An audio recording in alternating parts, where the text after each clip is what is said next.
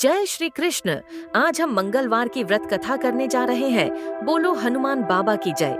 एक समय की बात है, एक गांव में एक ब्राह्मण दंपत्ति रहता था। उसकी कोई संतान नहीं थी, जिस कारण वह बेहद दुखी थे। एक दिन ब्राह्मण वन में हनुमान जी की पूजा के लिए गया। वहां उसने पूजा के साथ महावीर जी से एक पुत्र की कामना की। घर पर उसकी पत्नी भी पुत्र की प्राप्ति के लिए मंगलवार का व्रत करती थी। वह मंगलवार के दिन व्रत के अंत में हनुमान जी को भोग लगाकर ही भोजन करती थी। एक बार व्रत के दिन ब्राह्मणी ना भोजन बना पाई और ना ही हनुमान जी को भोग लगा सकी। उसने प्रण किया कि वह अगले मंगलवार को हनुमान जी को भोग लगाकर ही भोजन करेगी। वह भूखी प्यासी 6 दिन तक पडडीढी रही। मंगलवार के दिन वह बेहोश हो गई। हनुमान जी उसकी निष्ठा और लगन को देखकर प्रसन्न हुए। उन्होंने आशीर्वाद स्वरूप ब्राह्मणी को एक पुत्र दिया और कहा कि यह तुम्हारी बहुत सेवा करेगा। बालक को पाकर ब्राह्मणी अति प्रसन्न हुई। उसने बालक का नाम मंगल रखा।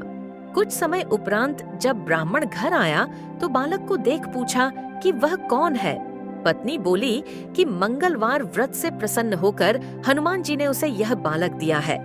ब्राह्मण को अपनी पत्नी की बात पर विश्वास नहीं हुआ। एक दिन मौका देख ब्राह्मण ने बालक को कुएं में गिरा दिया। घर पर लौटने पर ब्राह्मणी ने पूछा कि मंगल कहाँ है। तभी पीछे से मंगल मुस्कुरा कर आ गया। उसे वापस देखकर ब्राह्मण आश्चर्यचकित रह गया। रात को हनुमान जी ने उसे सपने में दर्शन दिए और बताया कि यह पुत्र उसे उन्होंने ही दिया है। ब्राह्मण सत्य जानकर बहुत खुश हुआ।